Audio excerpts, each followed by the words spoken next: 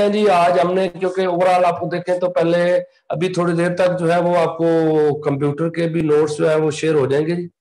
تو اب ٹھیک ہے جی انشاءاللہ اللہ خیر کرے. آج بہتر ہے طبیعت پہلے سے. تو ابھی جو ہے کہ انشاءاللہ ہسٹری جو رہے گی یہ شروع کریں گے, اور اس کو کیونکہ میں نے نا اس دن ہی نوٹس دے دیے تھے کمپیوٹر کے, تو ابھی تھوڑی دیر تک سکین ہو گئے ہیں, بس وہ آپ کو تھوڑی دیر تک گروپ پہ انشاءاللہ شیئر کر دیتا ہے. تو جو پہلے ہسٹری پڑھی تھی اس کا ایک ٹیسٹ بھی بنایا ہوا ہے جی, وہ بھی انشاءاللہ جو ہے آپ سے ٹیسٹ لیں گے جی, کہ جو نا پہلی ہسٹری جو ہم نے آقا صلی اللہ علیہ وسلم کے دور تک پڑھ لی ہے جی, وہاں تک آج ہم نے خلفاء شروع کرنے ہیں جی. خلفاء سے پڑھنا ہے جی پچھلے, کیونکہ ہم نے لیکچر میں آقا صلی اللہ علیہ وسلم کا مطلب ہے کہ نہیں وہ ڈسکشن جی یہ مطلب ہے کہ اسلامک ہسٹری جو آج تک آپ نے پہلے پڑھ لی ہے اس کا ٹیسٹ ہوگا جی. اس میں وہ مجھے اس نے کہا تھا کہ کچھ ایڈ کر دیں, تو ہم نے اس کو ایڈ کیا جی آپ کے اس پیپر میں, تو انشاءاللہ وہ بھی لیں گے ٹیسٹ آپ سے.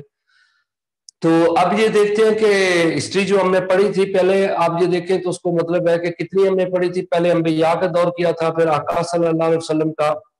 یہ ٹیسٹ میرا خیال ہے آج ہوگا یا کل ہوگا, آپ لوگوں سے شیئر کریں گے انشاءاللہ. تو اب یہ دیکھیں کہ آج آقا صلی اللہ علیہ وسلم کے بعد ہم نے چلے جانا ہے خلفاء کی طرف جی. تو خلفاء کا دور اگر دیکھیں تو پہلے ٹھیک ہے جی, اب یہ دیکھیے گا کہ خلفاء کا دور آپ کو پتا ہونا چاہیے کہ کتنا ہے جی. خلفاء جو ہیں یہ بیسیکلی 632 سے آپ کو ہوتا ہے کہ 661 تک جرنل ہے جی. 4 خلفاء ہیں, ان میں سے 632 سے 634 تک جو ہے وہ حضرت ابو بکر صدیق ہیں جی, اور 34 سے 44 تک جو دور ہے یہ حضرت عمر کا ہے جی, اور 44 سے 56 تک آپ نے یاد رکھنا ہے حضرت عثمان آ جاتے ہیں جی. اور حضرت عثمان کے بعد 656 سے 661 تک کا دور جو ہے وہ حضرت علی کا جی. اب آج ہم پہلے دیکھیں گے کہ آقا صلی اللہ علیہ وسلم, نہیں انڈین ہسٹری بھی ہوگی لیکن مجھے انہوں نے اسپیشلی کہا تھا کہ یہ اسلامک ہسٹری ہے وہ آپ کے لوگوں کے ساتھ شیئر کروں گا نا, تو وہ جو پڑھایا ہے وہی سے آئے گا. تو جسٹ جنرل سا اویئرنیس کے لیے ہے کہ لوگوں کا چیک کیا جائے کہ انہوں نے کیا پہلے پڑھا ہے نا جی. پراپر ٹیسٹ ہوں گے انشاءاللہ, تو اس کے ساتھ پھر چیز ٹھیک ہوگا جی. ٹھیک ہو گیا. اچھا جی آپ ابھی دیکھیں, اس کو دیکھیں پہلے, تو انشاءاللہ وہ بعد میں اس کو ڈسکس کرتے ہیں. ان کا بھی سر ٹیسٹ ہے نا کہ وہ ہے انہی کا ہے نا, میں نے اس میں اناؤنس کیا ان کا ٹیسٹ. صحیح ہے چلیں. اچھا جی اب یہ دیکھیں کہ آج ہم نے ڈسکس کرنا ہے خلفاء. تو پہلے خلیفہ راشد جو ہے حضرت ابو بکر صدیق کی زندگی کو ڈسکس کرنا ہے, ان کے خاندان کو ڈسکس کرنا ہے. تو اس طرح اب چلتے ہیں جی ان کو, وہ کیسے خلیفہ بنے تھے, آقا صلی اللہ علیہ وسلم کے دور میں ان کی کیا خدمات تھیں, اور اس کے بعد ان کا کیا رول ہے. تو سب سے پہلے دیکھیں تو ان کا خاندان. آپ پتہ خاندان تو حضرت اسماعیل سے ہی سٹارٹ ہوتے ہیں. تو اسماعیل کے بعد آپ کو بتایا تھا ایک جو ہے کہ بندہ آتا ہے عدنان, پھر کیدار, کیدار کے بعد ایک بندہ آتا ہے فہر بن مالک. فہر بن مالک کی نا آگے نسل میں سے آپ نے یاد رکھنا ہے کہ ایک بندے کا نام غالب ہے, غالب کے بعد لوئی ہے. آپ یہ دیکھیں ان کے نام لکھ دیتے ہیں, غالب, لوئی, اور ایک آتا ہے کعب. آگے کعب کی اولاد ہے جی, آپ یاد رکھیے گا یہاں پہ لکھ دیتے ہیں کعب. کعب کی اولاد میں نا آپ نے یاد رکھیے گا کہ ایک بندہ آتا ہے مرہ. مرہ جو ہے نا اس کی آگے اولاد میں ایک آتا ہے تیم. تو آپ یاد رکھیے گا کہ بنو تیم جو ہے نا یہ بیسیکلی حضرت ابو بکر صدیق کا خاندان ہے جی, کیونکہ مرہ اور مرہ کی اولاد میں سے تیم. کیونکہ آپ یاد رکھیے گا کہ کعب کے 2 بیٹے تھے, ایک کا نام تھا مرہ اور دوسرے کا نام تھا عدی. تو آپ نے یاد رکھنا ہے عدی جو ہے نا یہ حضرت عمر کا خاندان ہے, بنو عدی. تو یہ یہاں سے آپ نے یاد رکھیے گا کہ یہ تقریباً ایک ہی خاندان بن جاتا ہے جی. چچا تائے کے بن جاتے ہیں حضرت عمر اور حضرت ابو بکر صدیق, کیونکہ ایک سٹیپ نیچے جا کے بنو تیم ان کا خاندان ہے. تو یہ آپ نے یاد رکھنا ہے. بیسیکلی جو ہے کہ وہ بنو تیم ذہن میں رکھیے گا کہ خاندان کس کا ہے؟ حضرت ابو بکر صدیق کا ہے جی. تقریباً یہ چھٹی پشت سے نہ جا کے آقا صلی اللہ علیہ وسلم کے ساتھ مل جاتا ہے. یہ خاندان جو ہے وہ کتنی پشت سے ہے جی؟ 6 پشتوں کے بعد آپ نے یاد رکھنا ہے کہ یہ جی آقا صلی اللہ علیہ وسلم سے مل جاتا ہے.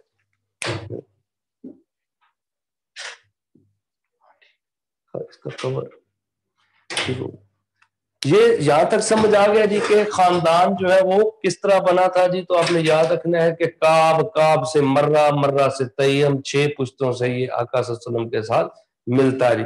اب چلتے ہیں جی بنو تیم کے بعد. حضرت ابو بکر صدیق جو ہیں ان کا اصل نام جو ہے عبد الکعبہ بولتے ہیں جی.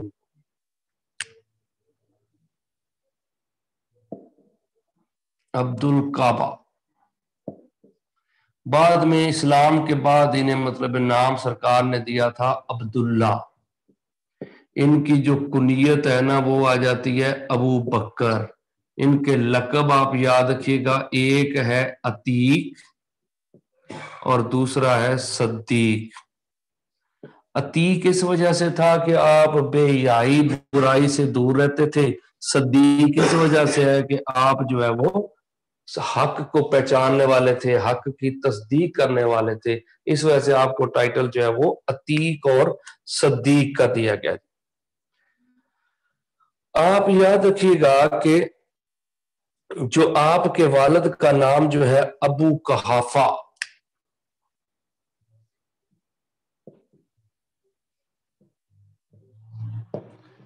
آپ کی والدہ کا نام ہے سلمہ، انہیں بولتے ہیں ام الخیر. ان کی والدہ کا ٹائٹل ہے ام الخیر.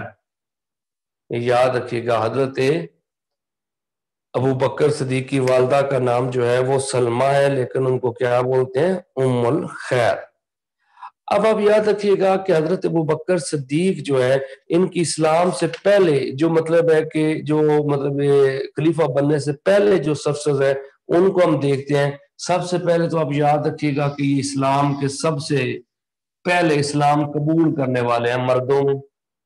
دوسرا، ان کی وجہ سے بڑے بڑے اکابر صحابہ جو تھے وہ مسلمان ہوئے، جن میں حضرت ابو عبیدہ بن الجراح، حضرت عثمان غنی ہے، حضرت عبد الرحمن بن عوف، حضرت طلحہ، حضرت زبیر، تو مطلب یہ حضرت زید بن ارقم.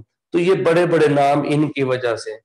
پھر اس کے بعد آپ نے کافی سارے غلاموں کو خرید کے آزاد کیا تھا. ان میں آپ یہ دیکھیں تو حضرت بلال اور عامر بن فہیرہ، عامر بن فہیرہ آپ یاد رکھیے گا. بلال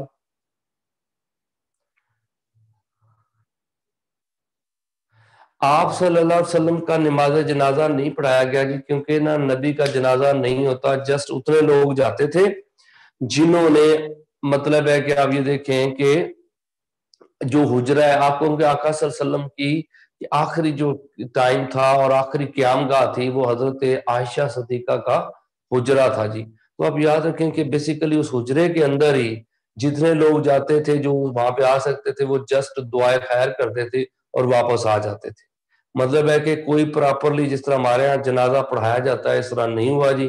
جسٹ فیملی نے ان کو غسل دیا. پھر اس کے بعد آپ دیکھیں تو حضرت فضل بن عباس، حضرت علی وغیرہ یہ لوگ جو تھے یہ شامل تھے آپ کی تدفین کی سرمنی میں، کیونکہ اس وقت ایک ایشو آ چکا تھا. اس کو ہم آگے ڈسکس کریں گے. ابھی حضرت آپ ابو بکر صدیق کی زندگی کو دیکھیں، کیونکہ ہم نے پھر دوبارہ آپ کو آقا صلی اللہ علیہ وسلم کے تدفین یعنی آپ صلی اللہ علیہ وسلم کی جو وفات ہے پھر واپس لے کے آنا ہے، کیونکہ ایک ایشو اٹھا تھا جس کی وجہ سے انصار اور مہاجر آپس میں لڑنے والے تھے، جس کو پیسیفائی کیا تھا حضرت ابو بکر صدیق نے. تو ابھی واپس چلتے ہیں، لیکن ابھی آپ دیکھیں کہ حضرت ابو بکر صدیق کی پہلی جو خدمات حضرت بلال، عامر بن فہیرہ، اور آپ کو پتہ ہے ایک زنیرہ نام کی بھی مطلب عورت تھی، ان کو بھی آپ نے آزاد کروایا تھا. حضرت زنیرہ یاد رکھیے گا. یہ لوگ حضرت ابو بکر صدیق نے اس دور میں مطلب ہے کہ جو ہے ان کو آزاد کروایا. پھر ایک نا سورت روم ہے جی, اس میں شرط آپ نے لگائی تھی. آپ کو پتا ہے سورت روم کا نزول ہوا ہے جی, یہ آپ کی شرط سے ہوا تھا. سورت روم ہوا یہ تھا, آپ ذہن میں رکھیے گا کہ جو روم تھے نا, روم والے, رومن امپائر, یہ جو عرب کے جو قریش مکہ تھے نا, یہ مسلمانوں کو سمجھتے تھے کہ یہ اہل روم کے ساتھ ملے ہوئے ہیں. اہل روم یعنی عیسائی قوم. اور کیونکہ قریش والے جو تھے بیسیکلی جو ہے ان کی اٹیچمنٹ تھی ایران کے ساتھ. ایران کے ساتھ جو ہے وہ ان کی اٹیچمنٹ تھی یہ قریش مکہ کی. کیونکہ آپ کو پتا ہے ابرا نامی ایک جو ہے نا عیسائی نے اٹیک کیا تھا یمن سے, اور کیونکہ یہ عیسائی تھا اور اہل روم یعنی رومن امپائر بھی عیسائی تھی, اس وجہ سے مکہ والے ان کے خلاف تھے, لیکن وہ ایران کی فیور میں تھے. ہوا کیا تھا جی, سورت روم کیوں نازل ہوئی ہے جی؟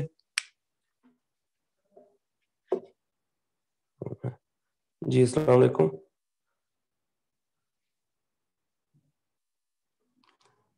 چلو میں کلاس چوں پھر بند. اچھا جی, آپ یہ دیکھیں کہ ہوا کیا تھا جی. آپ نے یاد رکھنا ہے کہ روم جو ہے نا اس کو شکست ہو گئی تھی, ایران نے شکست دی تھی. اور اس کے بعد کیا ہوا جی کہ انہوں نے نا بڑا مذاق اڑایا مسلمانوں کا. تو سرکار دو عالم اپنا حضرت ابوبکر صدیق کے بارے میں آتا ہے, انہوں نے نا شرط لگا لی تھی امیہ بن خلف سے نا,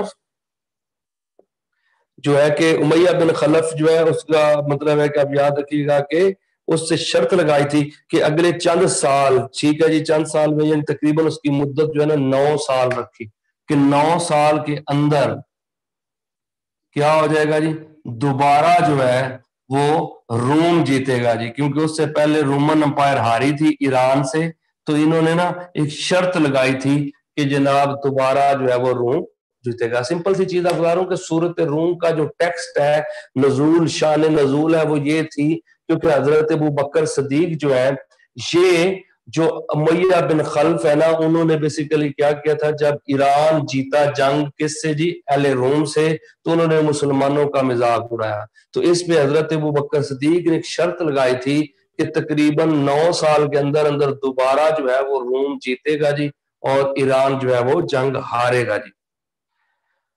تو آپ یاد رکھیں کہ دوبارہ جو ہے کہ پھر وہ غالب آ گیا تھا جی, اور جو ہے کہ روم جو ہے, اور آپ یاد رکھیں یہ 100 اونٹ کی شرط تھی. حضرت ابوبکر صدیق اور جو امیہ بن خلف کے درمیان کتنے کی شرط تھی جی, یہ 100 اونٹ کی شرط تھی. تو یہ وہ تو مر چکا تھا جی اس وقت جب یہ 100 اونٹ کا یہ تھا, اور حضرت ابو بکر صدیق نے نا پھر یہ جب شرط جیتی, جب روم دوبارہ غالب ہو گیا, تو اس وقت پھر انہوں نے یہ شرط کی چیزیں 100 اونٹ لیا تو تھا, لیکن اس وقت یہ شرط حرام ہو چکی تھی, تو آپ نے پھر یہ غریبوں میں تقسیم کر دیا. لیکن یہ بیسیکلی سورت روم کا جو شان نزول ہے نا, وہ حضرت ابوبکر صدیق کے ساتھ اٹیچ ہوتا ہے. تو یہ یاد رکھیے گا جی کہ ان کی شرط پہ اللہ نے کیا کر دیا جی, پوری صورت اتار دی جی جب یہ فتح ہوا جی.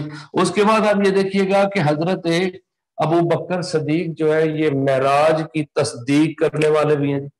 معراج واقعہ ہم نے آپ کو بتایا تھا کہ اس کی تصدیق کس نے کی تھی جی, حضرت ابو بکر صدیق. پھر حضرت محمد عربی صلی اللہ علیہ وسلم کے ساتھ آپ نے ہجرت کی جی. پھر اس کے بعد مسجد نبوی کی جو زمین ہے نا جی, یہ بھی کس نے بیسیکلی خریدی تھی جی, حضرت ابو بکر صدیق نے خریدی تھی. آپ کو پتہ ہے سہل اور سہیل. پھر پہلے امیر الحج ہیں جی, آپ یاد رکھیے گا کہ پہلے امیر الحج, امیر جو ہے پہلے امیر حج جو ہے وہ کون بنے تھے جی, حضرت ابو بکر صدیق ہیں. تقریباً 300 صحابہ کے ساتھ آپ جو ہے وہ حج کے لیے آتے ہیں. آپ کو پتہ ہے 9 ہجری کو حج فرض ہوا تھا جی, تو امیر حج بھی یہ ہیں جی. پھر آقا صلی اللہ علیہ وسلم کی موجودگی میں 17 نمازیں آپ نے پڑھائی تھی جی. تو یہ ساری چیزیں شو کرتی ہیں آپ کی لیڈرشپ کو نا جی.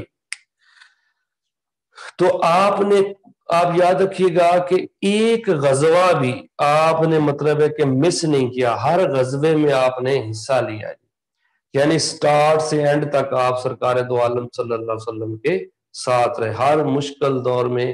تو اب چلتے ہیں جی کہ جو آقا صلی اللہ علیہ وسلم کے بعد کا دور آتا ہے، وہ یہ تھا کہ جب آقا صلی اللہ علیہ وسلم کی وفات کی خبر پہنچی نا، تو جو منافقین تھے، آپ نے یاد رکھنا ہے جی،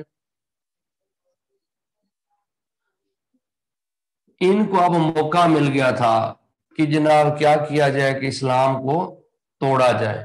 تو انہوں نے نا انصار کے اندر ایک چیز انٹروڈیوس کروائی، انصار مدینہ جو ہیں ان کو کہا گیا کہ اب آپ کیا بنیں گے جی، آپ خلیفہ آپ میں سے ہونا چاہیے، کیونکہ انصار جو ہے انہوں نے اسلام کی مدد کی ہے۔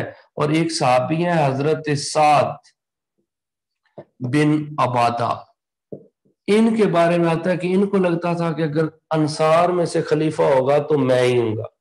ابھی آقا صلی اللہ علیہ وسلم کا جسد انور جو ہے نا وہ ابھی پڑا ہوا ہے، ابھی تدفین نہیں ہوئی، لیکن کیا ہو جاتا ہے جی کہ یہاں پہ ایک ایشو اٹھ جاتا ہے کہ جناب خلیفہ اگلا کون ہوگا۔ تو آپ یاد رکھیے گا کہ اس پہ حضرت ابو بکر صدیق کو جب پتہ چلتا ہے کہ ایک جگہ ہے اس کا نام ہے سقیفہ بنو سادہ، یہ جگہ جو ہے نا یہاں پہ اجلاس ہو رہا ہے جی، اور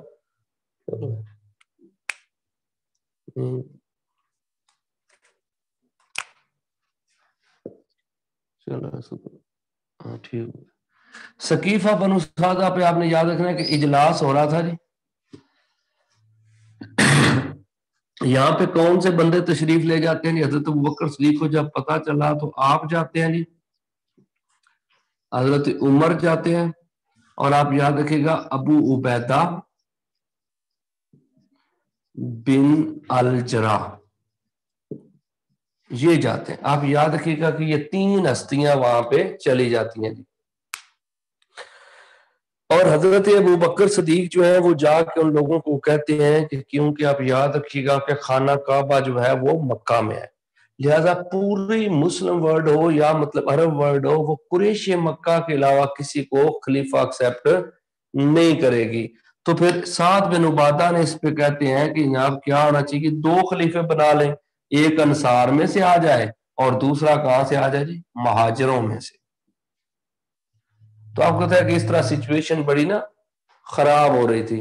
تو آپ نے یاد رکھیے گا کہ حضرت جو ابو بکر صدیق ہیں انہوں نے بھی ان کو سمجھایا۔ پھر آپ یاد رکھیں کہ بشیر بن سعد ایک صحابی ہے جی، انہوں نے، وہ انصاری صحابی تھے جی، بشیر بن سعد، انہوں نے بھی ان کو سمجھایا، انصار مدینہ کو، بشیر بن سعد، انہوں نے کہا کہ آپ سب سے پہلے اسلام کو ہیلپ کرنے والے تھے، آپ اس طرح نہ ہو کہ آپ پہلے نقصان پہنچانے والے ہی بن جائیں جی۔ تو اس طرح آپ دیکھیے گا کہ حضرت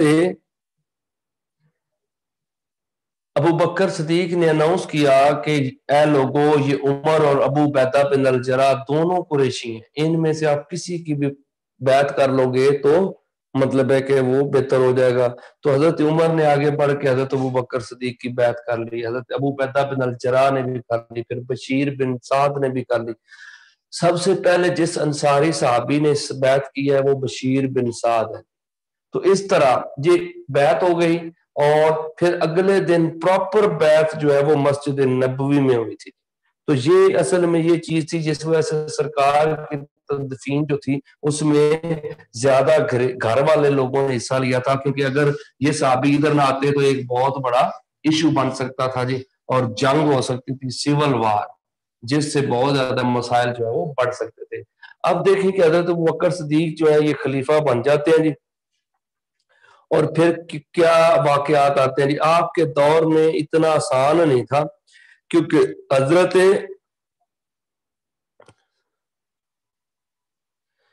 یار بیسیکلی تو آتا ہے حضرت طلحہ کے بارے میں آتا ہے کہ انہوں نے آپ کی قبر کھودی تھی، فضل بن عباس جو ہے انہوں نے، اور حضرت علی نے آپ کو غسل دیا تھا، پھر حضرت فضل بن عباس اور حضرت علی نے ہی آپ کو जो है कि वो कब्र में उतारा था जी। ये तकरीबन इस तरह के कुछ फुकाहा के और मतलब हिस्टोरियन के आपस में इख्तलाफ भी हैं, लेकिन ज्यादा ये चीजें आती हैं। अच्छा जी, आप ये देखिएगा कि साद बिन उबादा ये वो सहाबी हैं जी जिन्होंने सारी अपनी जिंदगी में हजरत अबू बकर की बैत नहीं की। ये आप याद रखिएगा कि साद बिन उबादा ने आपकी बैत नहीं की जी। अब हजरत अबू बकर सिद्दीक के दौर में देखें तो लोग पहला जो है फितना है इर्तदाद बोलते हैं जी। बेसिकली आप याद रखिएगा कि फितना है इर्ताद है जी, यानी कि मुर्तद हो गए थे लोग जो है वो बेसिकली सरकार की वफात के बाद, इस दुनिया से जाने के बाद जो नौ मुस्लिम थे वो वापस अपने अपने पुराने मजहबों की तरफ जाने लगे। फिर कुछ लोग जो है वो मुनकरीन ज़कात हो गए। फिर आप याद रखिएगा कि मुनकरीन ज़कात के साथ कुछ लोग जो थे वो नबूवत का दावा भी कर दिया जी। नबूवत जो है उन्होंने नबूवत का दावा कर दिया। और आप याद रखिए कि ये मसाइल बहुत ज्यादा थे। साथ एक और था कि उसामा बिन जैद जो है, ये आपको पता है जैद बिन हारिस के बेटे हैं। इनका लश्कर सरकार ने भेजा था जी शाम की तरफ, सीरिया की तरफ, लेकिन वो क्योंकि ये जब आका सल्लल्लाहु अलैहि वसल्लम ने अपने दौर में भेजा था तो थोड़ा अरसा ही आगे जाने के बाद ये लश्कर वापस मुड़ गया। मैं अभी आपको बताता हूँ उसामा बिन जैद, ये सिर्फ अभी आप देख रहे हैं ना कि ये मसाइल थे, उनको फिर एक एक करके डिस्कस करते हैं जी।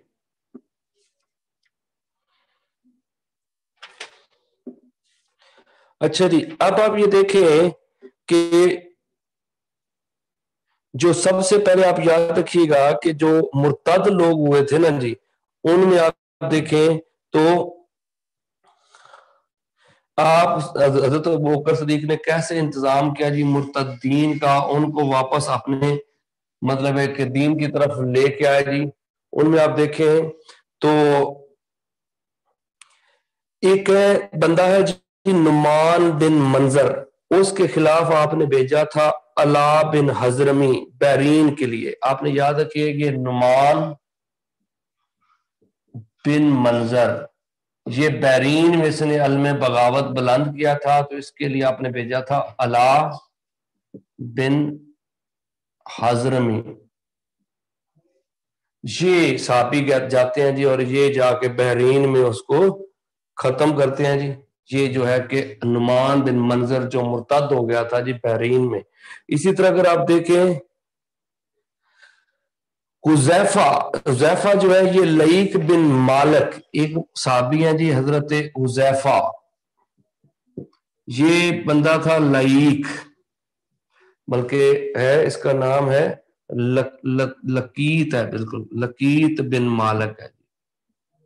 ये उमान में इसने अलम बगावत बुलंद किया था जी, ये भी मुर्तद हो गया था, तो इसके खिलाफ हजरत उजैफा को भेज दिया जी।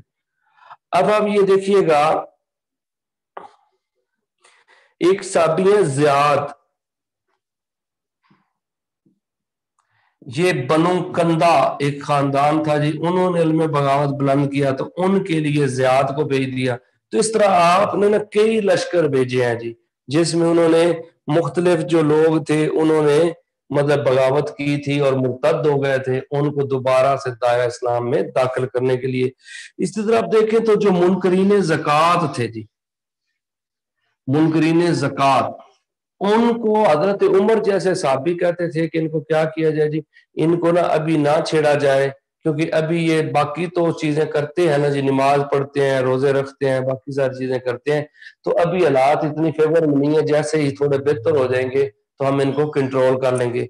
लेकिन हजरत अबू बकर सदीक ने कहा कि खुदा की कसम जो बंदा आका सल्लल्लाहु अलैहि वसल्लम के दौर में अपने ऊंट की एक रस्सी भी ज़कात देता था, अगर वो नहीं देगा तो अबू बकर उससे लड़ेगा जी। तो इस तरह मेरे मुनकरीन ज़कात को भी मजबूर किया गया कि वो क्या करेंगे जी, वो दें जी ज़कात।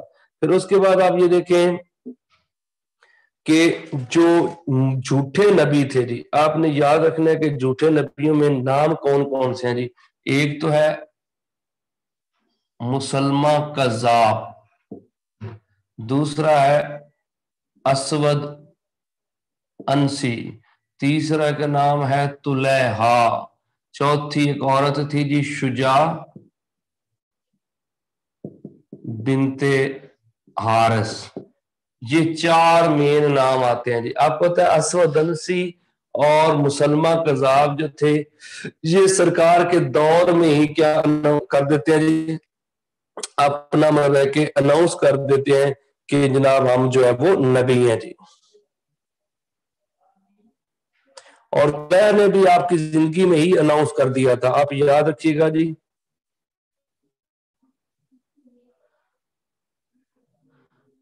تو یاد رکھیے گا کہ جناب یہ بندہ جو ہے کہ تین مرد ہے اور ایک عورت ہے جی۔ تو آپ یاد رکھیں کہ جو شجاع بنت حارث ہے نا، یہ بیسیکلی بنو تیم یا اسے بنو تمیم بولتے ہیں جی۔ یہ حضرت ابو بکر صدیق کے ہی خاندان کی ہے جی، بنو تمیم یا بنو تیم بولتے ہیں جی۔ یہ یمن سے تھا بیسیکلی، اور یہ بنو انفیہ یا بنو حنیفہ اسے پڑھتے ہیں جی، مسلمہ کذاب کا خاندان جو ہے۔ اور یہ جو طلیحہ ہے نا، یہ بیسیکلی بنو اسد سے تھا جی۔ یہ جو طلیحہ ہے نا، اس کا خاندان آپ نے یاد رکھنا ہے، یہ بنو اسد۔ تو یہ یاد رکھیے جی کہ ان کے خلاف باقاعدہ جنگیں ہوئی۔ اسود انسی جو تھا اس کے اپنے لوگوں نے اس کو قتل کر دیا جی، اسود انسی جو تھا۔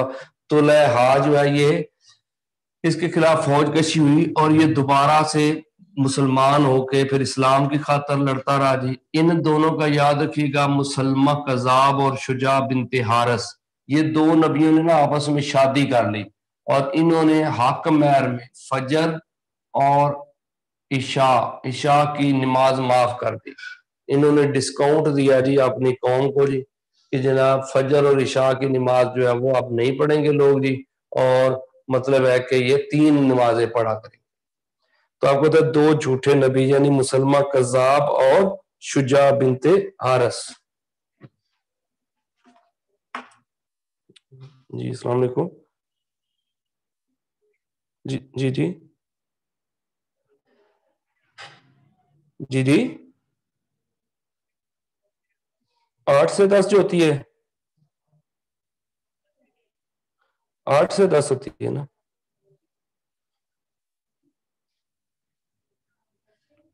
مجھے میرے بھائی سمجھ نہیں آ رہی اب کیوں آپ نے کیا کرنا کیا کلاس کو؟ نہیں آپ کل سیمینار میں آئے تھے؟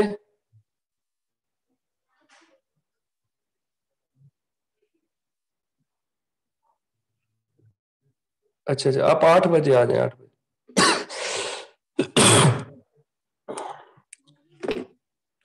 اچھا جی، آپ یہ دیکھیے گا کہ جو ہے نا شجاع بنت حارث اور مطلب ہے مسلمہ کذاب، ان کا آپ یاد رکھیے گا ان کے خلاف جنگ ہوئی تھی، جنگ یمامہ، ٹھیک ہے جی۔ تو جنگ یمامہ میں آپ پتا ہے کہ ایک تو بڑا ایونٹ ہوا تھا کہ 70 کے قریب حافظ جو ہے نا وہ شہید ہو گئے تھے یمامہ میں۔ اس میں جو مین ہمارے سپہ سالار تھے حضرت خالد بن ولید تھے جی، حضرت اکرمہ بن ابو جہل،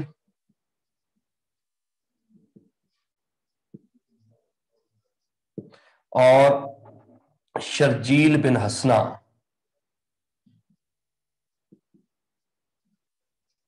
یہ 3 سپہ سالار تھے۔ آپ پتہ ہے مسلمہ کو جس بندے نے قتل کیا تھا اس کا نام ہے وحشی بن حرب۔ یہ یاد رکھے گا کہ حضرت حمزہ کو بھی اس نے شہید کیا تھا، تو مسلمہ کو قتل کرنے کے بعد اس نے کہا کہ میں نے کفارہ ادا کر دیا ہے، کس کا جی؟ حضرت حمزہ کی شہادت کا جی۔ تو وحشی بن حرب اس وقت مسلمان ہو چکا تھا کیونکہ آپ صلی اللہ علیہ وسلم نے اس کو فتح مکہ کے موقع پہ معاف کر دیا تھا جی۔ تو یاد رکھیے گا کہ اس طرح مطلب ہے کہ یہ ایشو ہوا تھا، اور اسود انسی بھی مارا گیا، طلیحہ واپس آ گیا، شجاع بنت حارث اور مسلمہ کذاب، یہ سارا مطلب ہے کہ یہ جھوٹے نبیوں کا سلسلہ بھی ختم ہو گیا جی۔ تو آپ یاد رکھیے گا کہ جو مین ایشو یہاں پہ آیا ہے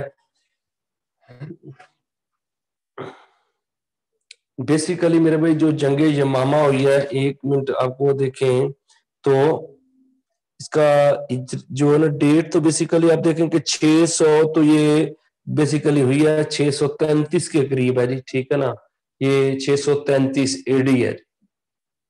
आका सल्लल्लाहु अलैहि वसल्लम मतलब है कि जो अबू बकर सिद्दीक ने फितना जो था ये झूठे नबियों का, उसके खिलाफ माज लड़ा था। 70 हाफिज शहीद हुए थे इस जंग में जी। अब आप ये देखें जी कि आगे एक चीज ये हुई थी कि तदवीन कुरान, कुरान को जो लिखा जाना था ना जी, वो भी यहाँ पे इस जंग के बाद हुआ है जी। क्योंकि आपको पता है कि 70 हाफिज शहीद होने के बाद ना हजरत तदवीन कुरान आपने याद रखना है जी, सर हजरत बकर सदीक के दौर में हुई है। क्योंकि हजरत उमर ने इनको मशवरा दिया था कि अगर इसी तरह सहाबा शहीद होते गए, हाफिज जो है, तो क्या हो जाएंगे जी, कि बहुत मुश्किल हो जाएगा जी कि इस तरह कुरान को सेफ रखा जाए। तो फिर आपको पता है हजरत जैद बिन साबित, उनकी सरबराही में जो है वो क्या बनाई गई जी, कमेटी बनाई गई जिसने कुरान के सारे नुस्खों को किताबी शक्ल में ले आया जी। आपको तो कुरान जो है, एक इसकी तरतीब है जी नजूली, और एक है तौकीफी। आपने याद रखना है कि नजूली इतबार से सूरत अलग जो है ना, ये पहली आयत है, पहली सूरत बनती है सूरत अलग। और आखिरी सूरत आपको आपको याद रखे तो क्या आ जाती है जी, सूरत नसर है जी। सूरत नसर जो है आप याद रखिए कि ये आखिरी सूरत है नजूली इतबार से। लेकिन तकुफी इतबार से सूरत फातिहा पहली सूरत है जी, और सूरत नास जो है वो आखिरी है जी। अब तकीफी क्या है जी और नजूली क्या है, तो अब याद रखिएगा जिस अंदाज में कुरान नाजल हुआ था उस तरतीब को देखा जाए तो कौन सी तरतीब होगी जी, वो जो अल्लाह की तरफ से उतरा था वो ये था। लेकिन आका सल्लल्लाहु अलैहि वसल्लम ने अपनी जिंदगी में जो तरतीब लगवाई थी, उस तरतीब को हम बोलते हैं तरतीब तौकीफी। तो ये दो हैं जी। क्वेश्चन आ सकता है कि नजूली इतबार से पहली सूरत कौन सी है, तो सूरत अलग है जी, और आखिरी सूरत नसर है। क्योंकि आप याद रखिएगा कि ये आखिरी कंप्लीट सूरत नाजल हुई है। उसके बाद आप देखें तो तौकीफी अंदाज में फातिहा और सूरत नास।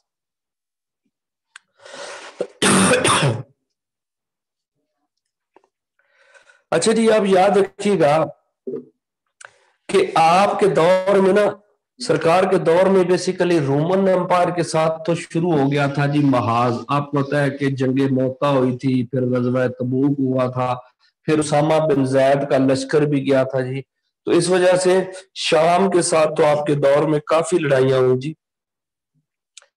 और उसके बाद आप देखें तो ईरान के साथ भी आपके दौर में जंग हुई है जी। मतलब कि जो स्टार्ट हुआ था, मैंने आपको पहले भी बताया था, मुसन्ना बिन हारसा एक साहबी थे जो बैरीन से मतलब है कि लड़ रहे थे। तो उनके दौर में उनको आपको पता है कि एक जंग हुई थी, एक उस नाम बोलते हैं जी जंगे सलासल। आपने याद रखना है जंगे सलासल मतलब बैटल ऑफ चेन, ये ईरानियों के खिलाफ हुई थी जी। बेसिकली ईरान जो है ना, इनकी फौज में ना हिंदुस्तान से कुछ जाट लोग थे जी शामिल। उन्होंने अपने आप को ना लोहे की जंजीरों में बांध लिया था कि हम भागने वाले नहीं हैं, क्योंकि इस तरह कोई बंदा भाग नहीं सकता। तो इस वजह से इसको बैटल ऑफ चेन या बैटल जो है वो जंगे सलासल बोलते हैं जी। ये बेसिकली जंग आप याद रखिएगा, ये हजरत उमर अपना अबू बकर सदीक के दौर में लड़ी गई है जी। फिर उसके बाद आप देखिए तो दोमतुल जंदल है, ऐनतुल तिमर है, अंबार, कई लड़ाइयां जो है ना वो हजरत अबू बकर सदीक के दौर में।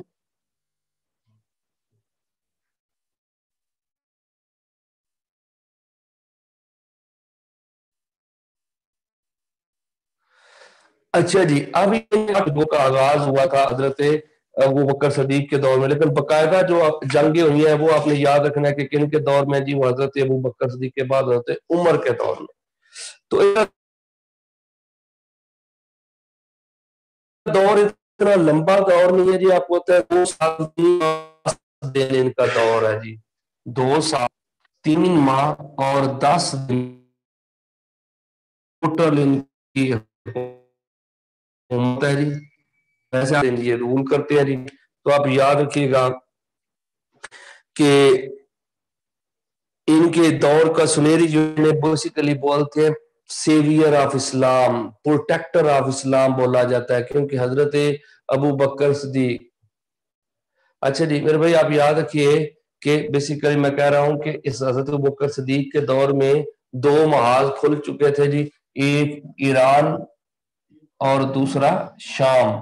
क्योंकि शाम तो आपको पता है कि आका सल्लम के दौर में शुरू हो गया था, लेकिन उसके बाद ईरान की तरफ, ईरान का महाज भी अगर आप देखें तो 6 हिजरी को आका सल्लम ने खत लिखे थे पूरी दुनिया के लोगों को सुलह हुदैबिया के बाद। तो ईरान का जो बादशाह था खुसरू परवेज, इसने सरकार का खत फाड़ दिया था और आपको फिर यमन के गवर्नर को कहा कि मदीना जाके मोहम्मद सल्लल्लाहु अलैहि वसल्लम को गिरफ्तार करके लाओ, लेकिन उस रात ही इसके बेटे शिरोया ने इसको कत्ल कर दिया। तो टसल तो थी, लेकिन आपको पता है बहरीन से बेसिकली स्टार्ट हुई, फिर हजरत अबू बकर सिद्दीक ने यहाँ पे जंगे, आपको पता है बैटल ऑफ ब्रिज है, फिर जंगे सलासल है, इस तरह जंगे जो है वो स्टार्ट हुई थी। लेकिन बकायदा जो जंगे हुई हैं ज्यादा काम हुआ है, तो आप देखें तो वो आगे जाके हजरत उमर के दौर में होगा जी। आपका टोटल टेन्योर इतना है जी। और आपने अपनी जिंदगी में जिस बंदे का नाम दिया था कि मेरे बाद खलीफा कौन होगा, वो थे Umar bin Khattab.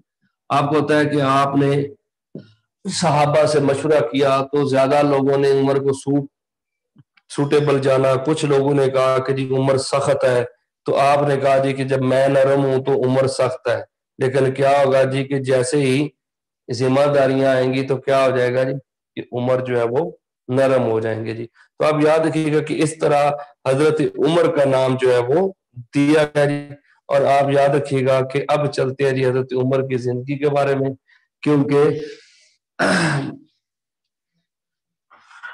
Umar bin Khattab नाम आपने याद रखना है जी के उमर बिन खत्ताब है जी, इनके वालिद का नाम खत्ताब बिन नफील है जी। उमर बिन खत्ताब और खत्ताब बिन नफील, आप याद रखें इनका खानदान बनु अदी था जी।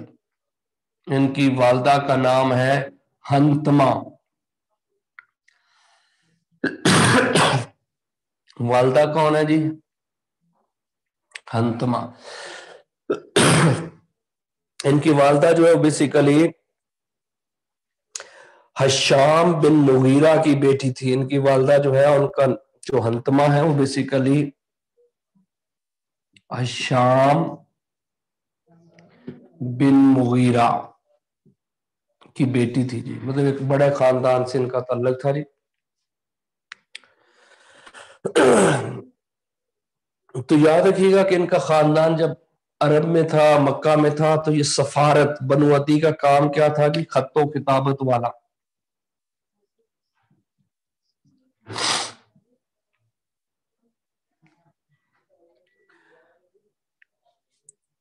जब इस्लाम आपने कबूल किया है तो उस वक्त जो है वो आपकी उम्र तकरीबन जो है वो 27 साल थी जी।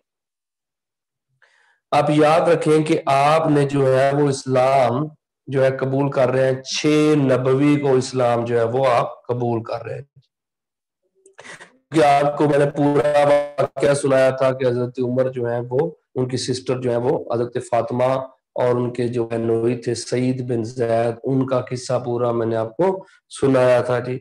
अब आप ये देखें कि एक तो आपको टाइटल मिला था फारूक का, इस्लाम जब कबूल किया तो उसके बाद आपको टाइटल मिला फारूक, हक और बातल में फर्क करने वाला, जिनका रोब और इस्लाम को एक ताकत मिली जी।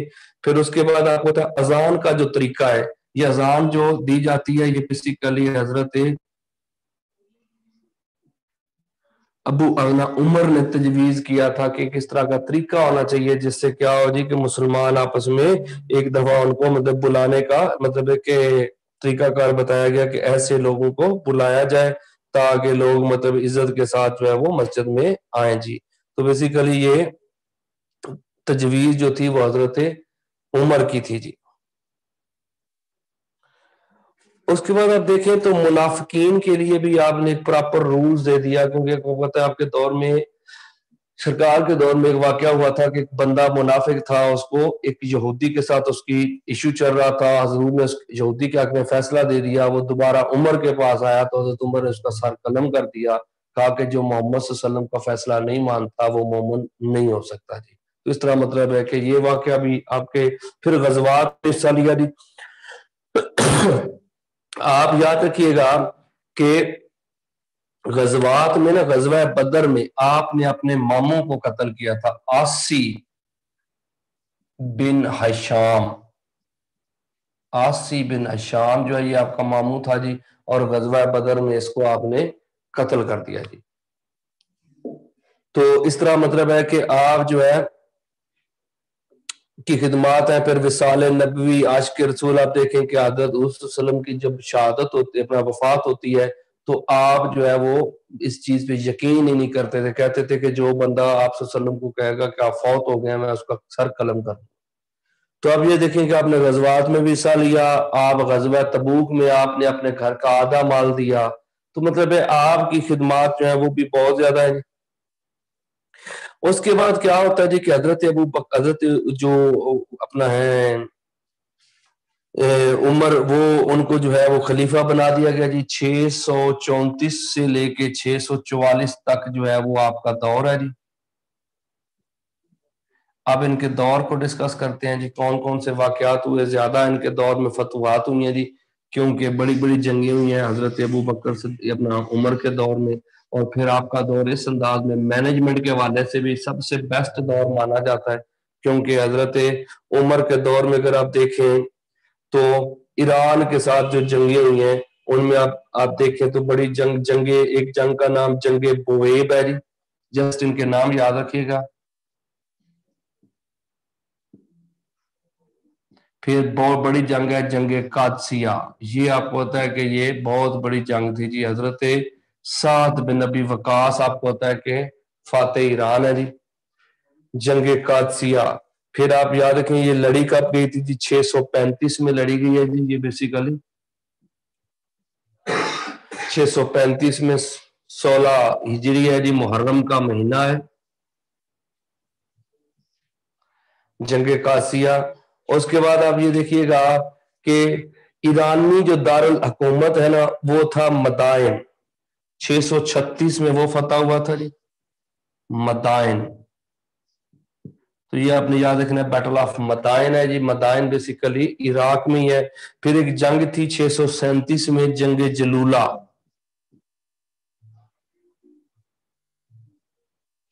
جلولہ یہ بھی ایرانیوں کے خلاف لڑی گئی 637 میں۔ تو اس کے بعد آپ دیکھیں تو ایک ایرانیوں کے خلاف جنگ تھی مارکہ نہاونت، 641 میں لڑی گئی تھی۔ یہ بیسیکلی مین مطلب کہتے ہیں کہ ڈیسائسو جنگ تھی، جس کے بعد ایران جو ہے وہ ختم ہو گیا تھا جی۔ ان کو اب یاد رکھیے گا کہ اور بھی باقی ہیں، لیکن دیکھیں تو خراسان 644 میں بیسیکلی یزدگرد جو تھا اس کو خراسان کی علاقے میں شکست ہوئی تھی جی۔ تو خراسان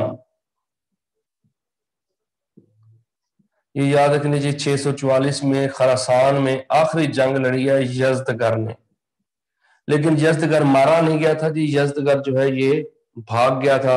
لیکن حضرت عثمان غنی کے دور میں جا کے یہ بندہ جو ہے وہ در بدر کی ٹھوکریں کھاتا ہوا ایک جگہ پہ اس نے پناہ لی تھی، اور وہاں کے کسی کسان نے اس کو قتل کر دیا تھا۔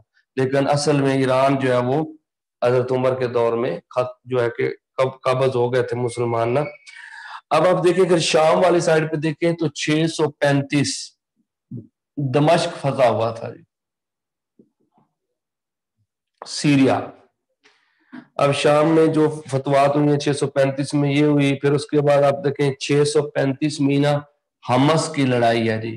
آپ کہتے ہیں یہ لڑائی اس وجہ سے مشہور ہے کہ حضرت خالد بن ولید جو ہے نا ان کو ہٹا کے ابو عبیدہ بن الجراح کو لایا گیا جی۔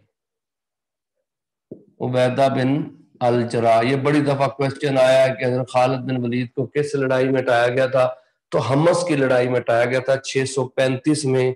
ये इनकी जगह पे कौन लेके आया जी, हजरत अबू बैदा बिन अल जरा। फिर 636 में ना बैटल ऑफ यरमूक है जी।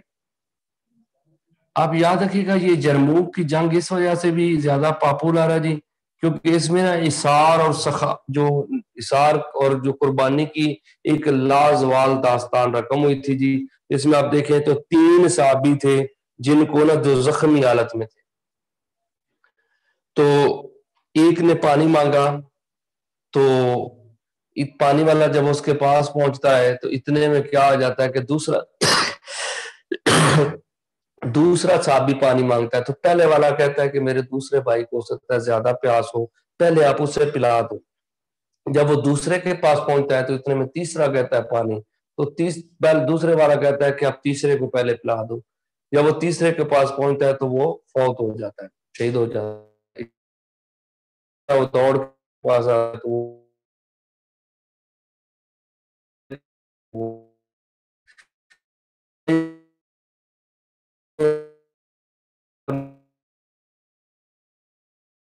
भाई को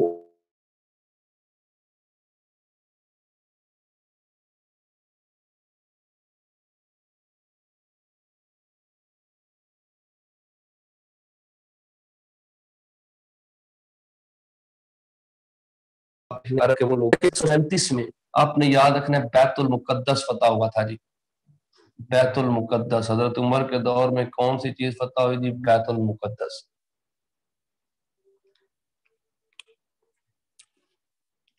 चलें जी रिपीट कर लेते हैं, लेकिन आप ये देखिएगा कि सिंपल सी चीजें हैं जी कि हमने आपके साथ हजरत उमर का दौर डिस्कस किया, तो जंग कादसिया है, बैटल ऑफ निहावंद है, फिर खरासान का इलाका मैंने आपको बताया था, मदाइन, ये सारा जो ये वाला एरिया हमने डिस्कस किया, ये सारा ईरान के साथ था। बैटल ऑफ बुएब है, जंग कादसिया, फिर उसके बाद battle of Madain, battle of जो है वो जलूला, ये बैटल ऑफ निहावंद, खरासान और यजदगढ़ जो है यहाँ से एंड हो जाता उसका। लेकिन अगर इधर देखें तो 635 में दमश्क फतह हो गया, फिर हमस की लड़ाई में जनाब खालिद बिन वलीद को हटा गया, अबू बैदा बिन अल जराह को लाया गया, फिर जंग यरमूक आपको पता है ये बेसिकली जॉर्डन का इलाका बनता है, और फिर 637 में क्या हुआ था जी, बैतुल मुकद्दस। तो ये मेजर मेजर जंगें थी जो हजरत उमर के दौर में लड़ी गई जी। तो आप ये देखिएगा कि एक ना यहाँ पे आपके दौर में ताउन की बीमारी आई थी, जिसमें आपको पता है कि हजरत अबू बैदा बिन अल जराह जैसी हस्ती भी जो है वो फौत हो गई थी। तकरीबन 25,000 मुसलमान जो थे वो ताउन की बीमारी से फौत होते हैं। ये बेसिकली शाम के इलाके में आई थी जी। आप याद रखें कि 17 हिजरी का वाकया, इसको बोलते हैं अमवास की वबा। ये अमवास का इलाका था जी, बेसिकली यहाँ पे आई थी ताउन।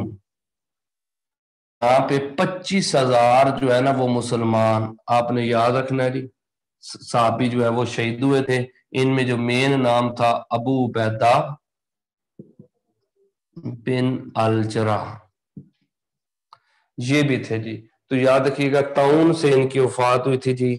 माज बिन जबल भी उनमें थे जी, और सुहेल बिन उमरू, आपने याद रखिएगा ये सुहेल बिन उमरू वो है जिन्होंने सुलह हुदैबिया में कुरैश मक्का की तरफ से अपना निगोशिएशन की थी, लेकिन बाद में फतह मक्का के मौके पे मुसलमान हो गए, और उसके बाद फिर इस्लाम की खातर ये लड़ते रहे, आखिर में ये इस ताउन के साथ फौत हुए जी। तो आप याद रखिएगा जी कि ये लोग थे जी सारे। तो ये हजरत उमर का जी बेसिकली दौर था। फिर इनके दौर में 641 में 641 में ना आपने याद रखना है कि मिस्र भी फतह हुआ है। मिस्र का इलाका है जी, मिस्र इजिप्ट जो है वो भी 641 में उन्होंने फतह किया। फिर इसी तरह आप देखें तो एक बंदरगाह है मिस्र की ना, 642 में सिकंदरिया, आपको पता है अलेक्जेंडर द ग्रेट यहाँ पे दफन है जी। सिकंदरिया लाइट हाउस ऑफ अलेक्जेंड्रिया जो है ये 642 में फतह हुआ था जी, सिकंदरिया।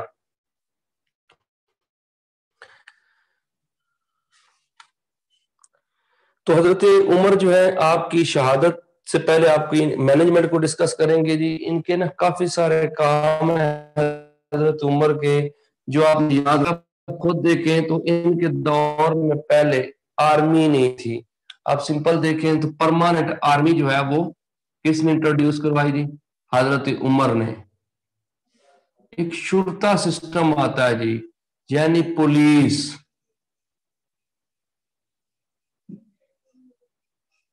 پولیس جو ہے نا, پولیس سول فورس جو ہے وہ بھی کس نے انٹروڈیوس کروائی جی؟ حضرت عمر نے. پھر آپ دیکھیں تو بیت المال کا نا باقاعدہ انتظام نہیں تھا, بلڈنگ نہیں تھی, بلڈنگ جو ہے وہ حضرت عمر.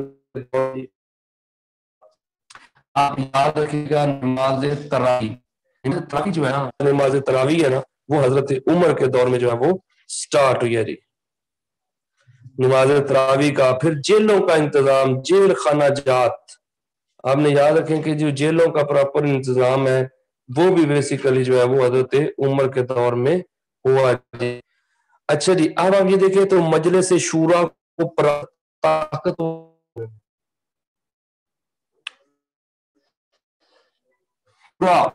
یعنی کہ جو کیبنٹ تھی اس کو بڑا پاورفل کر دیا. یہ لکھتا جاتا ہوں, آپ دوبارہ مطلب دیکھیں آ جائے گا جی, ریپیٹ کر دیتے.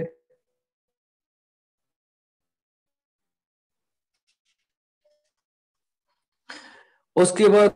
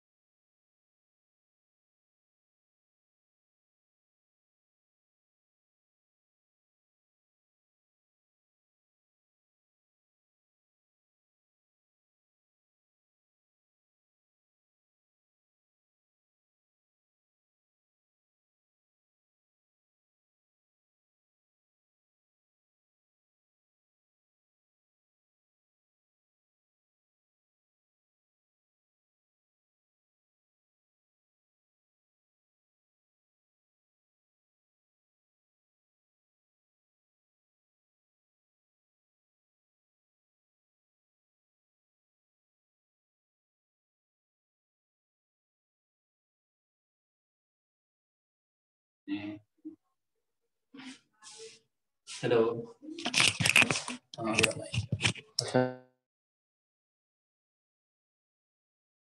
وہ یہ انکلیئر ہے ویڈیو, کائنڈلی یہاں پہ ابھی بتا دیں تو تاکہ جب پھر صحیح کوئی ڈسٹرکشن نہیں ہے, ٹھیک ہے سارا کچھ. اچھا, بورڈ کلیئر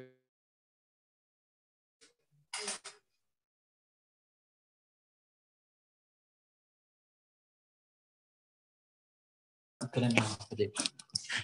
چیک کریں کیا نیٹ کی وجہ سے ہے.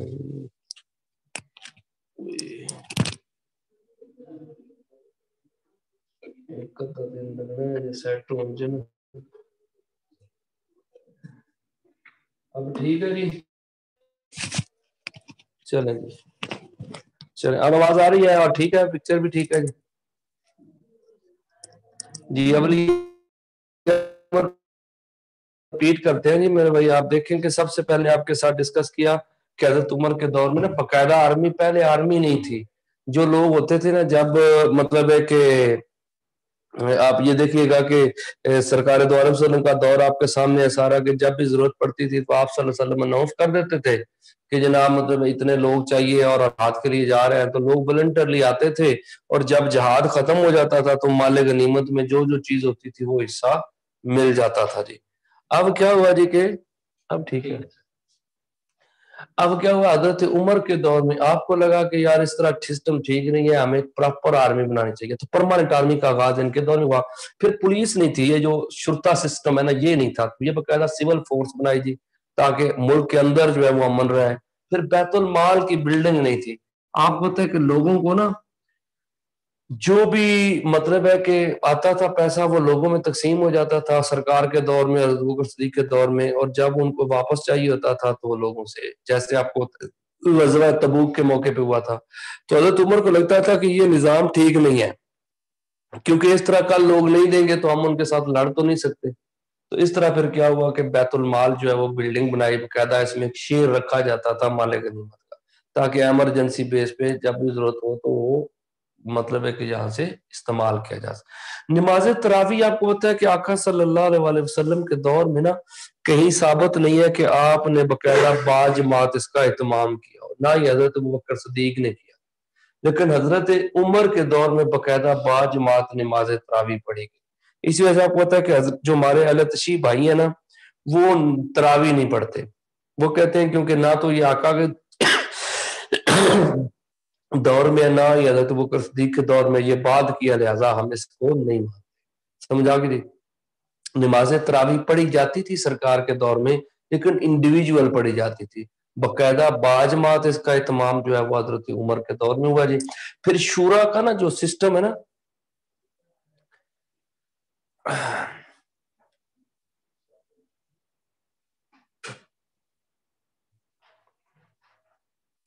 یہ دیکھیے کہ شورا جو تھی باقاعدہ پارلیمنٹ تھی اس دور میں بھی تھی, لیکن اس کو باقاعدہ جو آرگنائزڈ فارم میں لے کے آئے وہ حضرت عمر جو ہے وہ لے کے آئے جی. پھر گورنر اور قاضی کا باقاعدہ جو ہے ان کے لیے ایک فارمولا دیا گیا, ان کی جو ابیلٹیز اس کو آپ کو پتہ ہے جس کو بھی گورنر کسی علاقے کا بنایا جاتا تھا اس کے لیے باقاعدہ رولز جو ہے نا وہ ڈیفائن کیے. ایک تو اس کی پراپرٹی, آپ دیکھیں کہ اس کی جتنی جائیداد ہوگی نا جی اس کا پہلے ایسٹیمیٹ کر دیا تھا کہ اس کے پاس پہلے ایگزسٹنگ کتنی ہے جی. اس کے بعد اسے نا ریٹن فارم میں دیا جاتا تھا جی, ایک خط ٹائپ جو ہے نا کہ وہ دیا جاتا تھا کہ گورنر جو ہے وہ جس علاقے میں جائے گا وہاں پہ پڑھے گا کہ میں عربی گھوڑے پہ سواری نہیں کر سکتا, میں اپنے گھر کے سامنے واچ مین کھڑا نہیں کر سکتا, میں چھنا ہوا آٹا نہیں کھا سکتا, میں باریک کپڑے نہیں پہن سکتا. یعنی کہ یہ پابندیاں وہ خود جا کے لوگوں کو بتائے گا, تاکہ اگر یہ اپنے اس چیز کی مطلب کرتا وائلیشن تو اس کو سزا ہو سکتی تھی. اس میں جاسوسی کا نظام بہت بڑا مطلب سسٹم آپ کو پتہ ہے. حضرت محمد بن مسلمہ انصاری یہ ہیڈ تھے جی بیسیکلی, محمد بن مسلمہ انصاری یہ ایک صحابی تھے جی. یہ حضرت عمر کے دور میں نا جاسوسی کے نظام کے ہیڈ تھے, چیف تھے. یہ پھر جس علاقے سے شکایت آتی تھی نا کہ گورنر یہ کر رہا ہے تو وہاں پہ یہ جا کے پھر اس کا باقاعدہ خود سے دیکھتے, اگر وہ واقعی کر رہا ہوتا تو پھر اس کو سزا ہوتی جی. تو اس طرح آپ یہ دیکھیے گا جیل خانہ جات, جیل خانہ جات جو ہے نا جیلوں کا نظام نہیں تھا پہلے, تو حضرت عمر نے اپنے دور میں جیلیں بنوائی, کیونکہ پہلے جیل کا سسٹم نہیں تھا. تو جیل خانہ جات جو ہے نا آپ نے یاد رکھنا ہے یہ بھی حضرت عمر کے دور میں. آپ کو پتہ ہے مسجدوں کے محراب اور منبر جو ہے یہ بھی بیسیکلی حضرت عمر کے دور میں کیے گئے جی. ایک ہے جلا وطنی کی سزا, آپ کو پتہ ہے جلا وطن کر دینا, یہ بھی باقاعدہ جو سزا کے طور پہ آئی ہے نا یہ آپ نے یاد رکھنا ہے حضرت عمر کے دور میں یہ سزا جلا وطنی والا بھی سزا جو ہے یہ پہلی دفعہ انہوں نے انٹروڈیوس کروائی ہے. اور آپ نے عدلیہ کو ایڈمنسٹریشن سے انتظامیہ سے الگ کر دیا. آپ یاد رکھیے گا کہ یہ پہلی دفعہ یہ کیا کہ عدلیہ کو انتظامیہ سے الگ کرنے کا جو کام ہے یہ بھی بیسیکلی ایڈمنسٹریشن اور ہوگی, قاضی الگ ہوں گے, گورنر کا کام اور ہوگا. پہلے یہ ہوتا تھا نا گورنر اور قاضی مکس ہی ہوتے تھے, لیکن اب قاضی الگ کر دیا, گورنر کو الگ کر دیا. تو یہ آپ نے یاد رکھیے گا کہ یہ ان کے دور میں ہوا جی. باقاعدہ فوجی چھونیاں بنائیں گی, تنخواہوں کا سسٹم جو ہے وہ دیا گیا جی. پھر آپ یاد رکھیں کہ جاسوسی کا پورا نظام آپ نے دیا جی. اور اسی طرح جو ٹیکسز لگایا ہے نا جی, آپ یاد رکھیں کہ خراج اور جزیہ تو پہلے بھی تھے جی, عشر بھی تھا, لیکن انہوں نے نا ایک خمس کے نام سے, یاد رکھیں کہ خمس ان کا نائم بولتے ہیں جی, یہ ٹیکس جو ہے وہ اس کا انٹروڈیوس کرایا جی.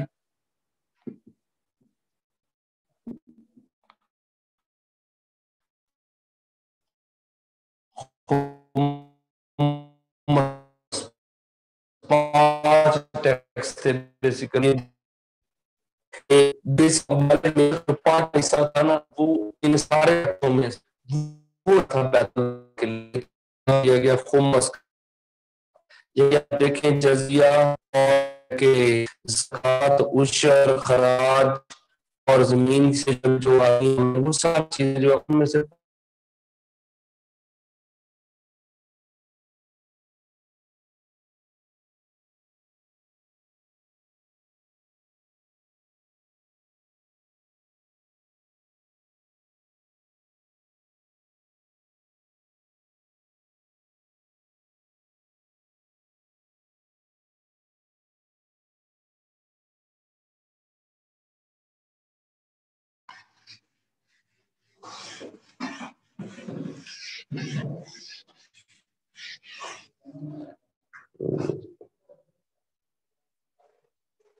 اچھا جی.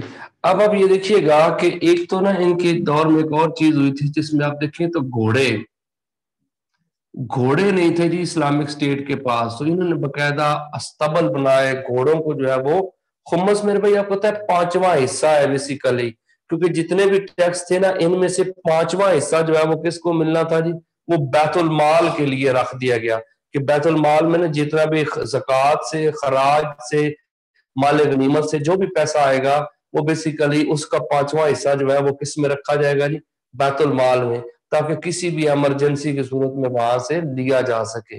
اب آپ یہ دیکھیں کہ گھوڑے اسلامک اسٹیٹ کے پاس نا گھوڑے نہیں تھے. آپ کو پتہ ہے حضرت عمر کے دور میں باقاعدہ استبل بنائے گئے اور آرمی کے لیے گھوڑے رکھے گئے, پھر ان کو سٹیمپ کیا گیا تاکہ یہ گھوڑے جو ہے وہ کسی کی ذاتی جاگیر یا کسی کے ذاتی استعمال میں نہ ہوں. جیسے آپ کو پتہ ہے پاکستان آرمی کے گھوڑے ہوتے ہیں تو وہ کہتا ہے سٹیمپ گھوڑا ہوتا ہے کہ وہ اس کو باہر آپ عام یوز میں نہیں لا سکتے, کیونکہ اگر لائیں گے تو پکڑا جائے گا جی. تو اس طرح یہ دیکھیے گا کہ یہ چیزیں مطلب ہے کہ تو حضرت عمر کا دور میں نا جو ہے وہ آپ یاد رکھیں تو سڑکیں بنائی گئی, کچھ شہر بسائے گئے تھے, جیسا کہ آپ کو پتا ہے کہ کوفہ اور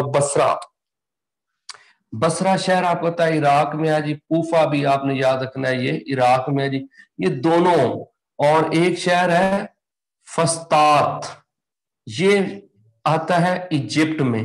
یہ بیسیکلی یہ شہر حضرت عمر کے دور میں جو ہے وہ تعمیر ہوئے جی.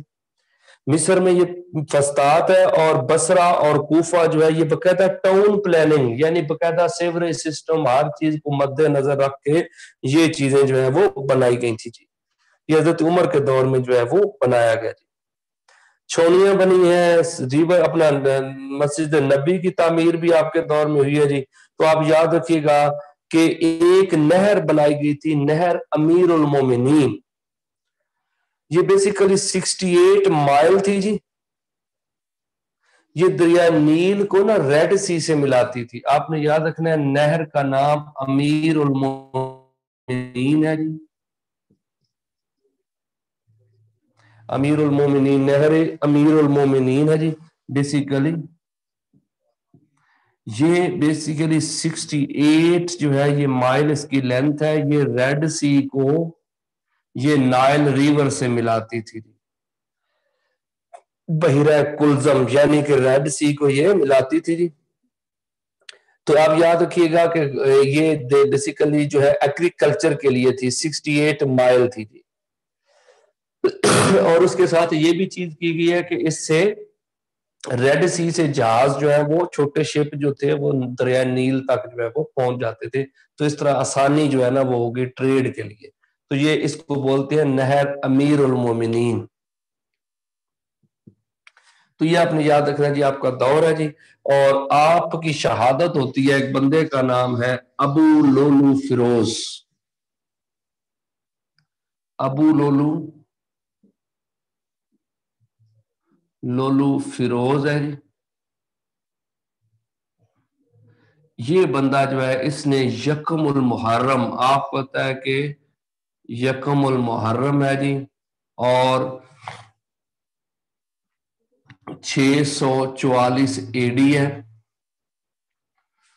تو وہاں پہ آپ کی جو ہے وہ بیسیکلی کیا ہو جاتی ہے جی، وفات ہے جی حضرت عمر کی۔ اس کے بعد آپ دیکھیں کہ آپ نے نا جب آپ زخم آئے تھے، ابو لولو فیروز نے آپ کو نماز کی حالت میں مطلب ہے کہ اٹیک کیا تھا جی، تو اس میں آپ نے نا بعد میں وصیت کی تھی کہ میری وفات کے 3 دن کے اندر 3 دن کے اندر کیا ہونا چاہیے جی، خلیفہ مقرر ہونا چاہیے۔ کون کون سے لوگ جو ہیں وہ خلیفے کے چناؤ میں ہو سکتے ہیں جی؟ حضرت طلحہ ہیں، حضرت زبیر ہیں، حضرت علی ہیں، حضرت عثمان ہیں، عبد الرحمن بن عوف ہیں جی، کچھ جگہوں پہ حضرت سعد بن ابی وقاص کا بھی ہے جی، اور کچھ جگہوں پہ عبداللہ بن عمر کا بھی ذکر آتا ہے جی۔ حضرت عمر نے یہ ضرور کہا تھا کہ میرے بیٹے کو اگر جسٹ جو ہے وہ رائے دینے کے لیے ہے تو رکھا جا سکتا ہے، لیکن اس کا نام ایز اے خلیفہ نومینیٹ نہیں کیا جا سکتا۔ اب آپ دیکھیں یہ 2 بندے جو تھے یہ نومینیٹ ہو رہے تھے جناب کے، جن کو خلیفہ چنا جانا تھا۔ حضرت علی نے ووٹ دیا تھا حضرت عثمان کے حق میں، حضرت عثمان نے ووٹ دیا تھا حضرت علی کے حق میں، حضرت طلحہ نے ووٹ دیا تھا حضرت عثمان کے حق میں، حضرت زبیر نے ووٹ دیا تھا حضرت علی کے حق میں، یعنی کہ مین جو کاسٹنگ تھی ان کی تھی۔ اور کہتے ہیں کہ آخری جو کاسٹنگ ووٹ تھا نا وہ حضرت عبد الرحمن بن عوف کا تھا۔ انہوں نے مدینہ کے لوگوں سے اور جو لوگ مطلب مکہ گئے ہوئے تھے وہاں سے، فوج میں سے، عام لوگوں سے سب سے رائے لی، اور زیادہ لوگوں نے رائے دی تھی حضرت عثمان کے بارے میں۔ اس طرح پھر حضرت عبد الرحمن بن عوف کا جو کاسٹنگ ووٹ تھا وہ اس کو کے حق میں چلا گیا جی، عثمان غنی کے حق میں۔ آپ کو پتا ہے حضرت عمر نے اوپنلی حضرت عبد الرحمن بن عوف کو دعوت دی تھی کہ وہ خلیفہ بن جائیں، لیکن انہوں نے انکار کر دیا۔ انہوں نے کہا کہ میں اس طرح نہیں کر سکتا جی، نہ ہی میں وہ بن سکتا ہوں۔ تو آپ یاد رکھیے گا کہ یہ حضرت عثمان غنی جو ہے وہ تیسرے پھر خلیفہ جو ہے وہ بن جاتے ہیں جی۔ تو یہ ذہن میں رکھیے گا جی، حضرت عثمان غنی جو ہے وہ 3rd خلیفہ بنے ہیں جی، کیونکہ آپ نے یاد رکھنا ہے کہ حضرت عمر کے تیسرے دن جو ہے یہ بیسیکلی جو ہے وہ الیکشن ہو گیا، اور حضرت عثمان غنی ان کا خاندان جو ہے وہ بنو امیہ ہے جی، بنو امیہ کا تو آپ کو پتا ہے جی، اور ان کے والد کا نام عفان ہے اور ان کی والدہ کا نام اروی ہے جی۔ حضرت عثمان جو ہے یہ ان کی والدہ کا نام اروی۔ تو اب یاد رکھیں کہ انہیں ذوالنورین بولتے ہیں جی۔ آقا صلی اللہ علیہ وسلم کی 2 بیٹیوں سے انہوں نے شادی کی، اس وجہ سے ان کو نام کیا پڑ گیا جی، ذوالنورین۔ تو یہ آپ کا ٹائٹل ہے جی ذوالنورین، اور مطلب ہے کہ غنی جو ہے وہ آپ کو لقب دیا گیا جی، کیونکہ آپ بہت زیادہ سخی تھے جی۔ اب یاد رکھیے گا کہ حضرت عثمان غنی کی جو پہلی خدمات ہیں جی اسلام کے بعد، ایک تو آپ کو پتا ہے بحر روما، ایک نا مدینہ کے اندر ایک کنواں تھا جی، وہ آپ کو ایک یہودی کا تھا اور اس کا پانی میٹھا تھا، لیکن وہ پانی بیچتا تھا. تو سرکار نے کہا کہ کوئی ہے جو اس کنویں کو خرید کے لوگوں کے لیے وقف کر دے. تو حضرت عثمان نے یہ کنواں خرید کے لوگوں کے لیے وقف کر دیا. آپ کو کہ عثمان غنی جو ہے نا یہ بنو امیہ سے تھے، لیکن بنو امیہ والے آپ کو بہت زیادہ پیار کرتے تھے. وہ عورتیں اپنے بچوں کو کہتی تھیں کہ میں عثمان جو ہے کہ تمہیں اتنا پیار کرتی ہوں جتنا بنو امیہ والے عثمان کو پیار کرتے. تو اب یاد رکھیے گا کہ جب مسلمان ہوئے تو پھر بنو امیہ کا آپ کے ساتھ رویہ چینج ہوا جی. لیکن بحر روما آپ یاد رکھیں پہلی خدمت جو ہے یہ خریدا. پھر آپ نے یاد رکھنا ہے کہ آگے جہاد میں بھی شرکت کی. پھر واحد خلیفہ راشد ہیں جنہوں نے 3 ہجرتیں کی ہیں، یعنی کہ 5 کو بھی کی، پھر 6 کو بھی کی، پھر اس کو بعد مدینہ بھی، اور پہلے حافظ قرآن بھی. اسلام کے پہلے حافظ قرآن بھی حضرت عثمان غنی ہے جی. پھر سرکار کی بیٹی حضرت رقیہ سے شادی ہوئی. پھر حضرت رقیہ آپ کو پتہ ہے غزوہ بدر کے جب فتح کی خبر آئی تو اس وقت وہ اس دنیا سے تشریف لے گئی. پھر سرکار نے ان کی شادی حضرت ام کلثوم سے کر دی. سرکار فرماتے ہیں جی وہ بھی ادھر چلتے ہیں میرے بھائی نا. اب یہ دیکھیں کہ سرکار فرماتے ہیں کہ اگر میری 100 بیٹیاں ہوتی ہیں تو میں ایک ایک کر کے عثمان کے نکاح میں دے دیتا جی. تو اب یاد رکھیے گا کہ ایک تو یہ ہو گیا جی. پھر مال سے آپ نے غزوہ تبوک کے موقع پہ آپ نے بہت زیادہ خدمت کی جی. پھر اس کے بعد حضرت صدیق اور حضرت اپنا ابو بکر صدیق اور حضرت عمر کے مشیر بھی رہے جی. پھر ان کا انتخاب ہو گیا جی. اور ان کے پاس جو پہلا مقدمہ آیا نا وہ آپ کو پتا ہے عبید اللہ بن عمر ہے جی. آپ کو پتا ہے عبید اللہ عمر جو ہے یہ حضرت عمر کے بیٹے ہیں جی. یہ ابو لولو فیروز نے آپ کو پتا ہے اس نے تو اپنے آپ کو جیسے ہی حضرت عمر پہ اٹیک کیا تھا تو اس نے تو اپنے آپ کو مار لیا تھا. اب اس کو نا ان کو شک تھا آپ یاد رکھیں ہرزمان پہ. ہرمزان بیسیکلی ایک آپ یاد رکھیے گا سپہ سالار تھا ایرانی. یہ بعد میں نا مسلمان ہو گیا تھا اور یہ ادھر مدینہ میں رہ رہا تھا. عبید اللہ عمر ہے جی. عبید اللہ بن عمر جو ہے نا آپ نے یاد رکھیں ان کو شک تھا کہ جو ابو لولو فیروز نے کیا ہے نا وہ بیسیکلی اس بندے نے کروایا. یہ ایرانی ہے اور اس نے ہی یہ اسلام ہی اس وجہ سے قبول کیا ہے کہ یہ کام کروا سکے. انہوں نے اس کو مار دیا. اب یہ مقدمہ حضرت عثمان غنی کے پاس پہلا مقدمہ تھا. اب کیونکہ ہرمزان جو تھا یہ ایک سپہ سالار تھا ایرانی، مسلمان ہو گیا. اب ایران سے اس کے ساتھ کوئی بندہ ادھر نہیں آیا، یہ اکیلے ہی تھا. اب اس کا کوئی وارث نہیں تھا. حضرت عثمان غنی جو ہے نا ان کو لگا کہ اگر میں سزائے موت کے آرڈر یعنی قصاص کے آرڈر دیتا ہوں تو ابھی ان کے والد فوت ہوئے تو ان کے لیے بہت مشکل ہوگا فیملی کے لیے ان کا نا. تو پھر حضرت عثمان غنی نے اپنی طرف سے دیت دی اور ان کو کیونکہ ان کا کوئی وارث نہیں تھا اور کوئی پرسو کرنے والا نہیں تھا اس وجہ سے ان کو معاف کر دیا جی. اور ان کو مطلب ان کی دیت جو ہے وہ حکومت کے کھاتے میں ڈال دی. تو اس طرح یہ پہلا مقدمہ جو ہے اپنے یاد رکھنا ہے کہ حضرت عثمان غنی کے پاس آیا جب آپ خلیفہ بنے تھے. تو کیونکہ آپ نرم دل تھے آپ کو لگا کہ اب عمر کی اولاد کو مطلب ہے کہ میں سزا نہیں دے سکتا کیونکہ ان کا اگر کوئی وارث ہوتا تو پھر وہ ڈیمانڈ کرتا تو پھر تو ہو سکتا تھا جی. اب آپ یاد رکھیے گا کہ حضرت عثمان غنی کا پہلا دور جو ہے نا 6 سال بڑے امن کے ساتھ، امن اس انداز میں کہ جہاد ہو رہا تھا اور پوری مطلب ہے کہ سچویشن اس طرح کی تھی کہ جنگ ہو رہی تھی اور امن تھا پورے ملک.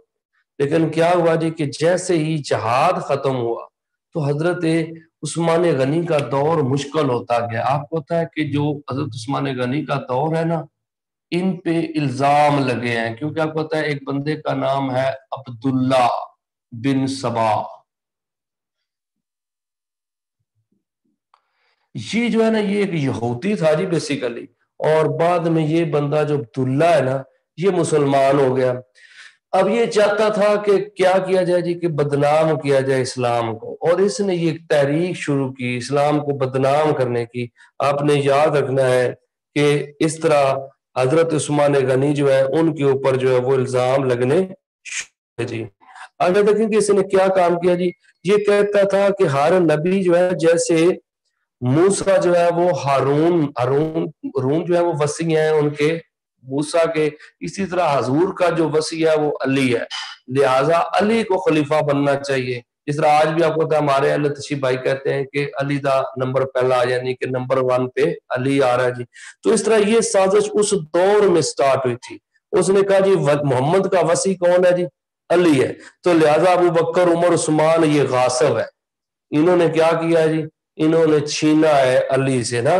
تو اس طرح یہ نا اس نے اجمی لوگ جو تھے، آپ کو پتہ ہے جو عربوں سے باہر تھے، وہ زیادہ اٹیچ ہے اہل بیت کے ساتھ. تو اس کو ایک لوگ ملتے گئے، آہستہ آہستہ جو ہے وہ یہ بندہ جو ہے وہ پاور پکڑتا گیا جی. تو اس نے کافی سارے علاقوں میں مطلب ہے کہ اس طرح موومنٹ چلائی. اور آپ یاد رکھیں کہ اس نے آغاز تو کیا تھا بصرہ سے، اور جو بصرہ کا والی تھا نا ابن عامر، اس نے اس کو بصرہ سے نکال دیا جی. پھر یہ مصر چلا گیا اور مصر میں اپنی تحریک کو فروغ دیا. تو عبداللہ بن سبا آپ نے یاد رکھنا ہے. پھر آپ کو پتا ہے کہ بغاوت بیسیکلی حضرت عثمان غنی کے خلاف ہوئی ہے کوفہ سے. کوفہ مالک کے اشتر، آپ کو پتا ہے کہ اہل تشیع بھائی جو ہیں وہ اس پرسنالٹی کو بہت پیار کرتے ہیں جی. مالک کے اشتر نخی نام جو آتا ہے، مالک کے اشتر نخی، یہ بندہ جو ہے یہ بھی ان کے ساتھ مل گیا جی. اور کوفہ سے کیا کرتا ہے جی کہ عثمان کو بدنام کرتے ہیں، اور ایک گورنر ہے سعید بن العاص، ان کو نکال دیتے ہیں جی.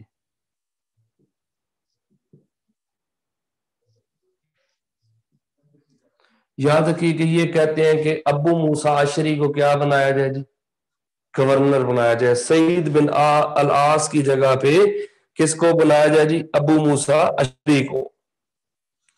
تو اس طرح آپ یاد رکھیے گا کہ حالات جو ہیں وہ خراب ہوتے گئے جی. اور حضرت عثمان غنی جو ہیں ان کے اوپر الزام کون کون سے تھے، پہلے ان کو ڈسکس کرتے ہیں جی. ایک تو یہ کہ انہوں نے قرآن کو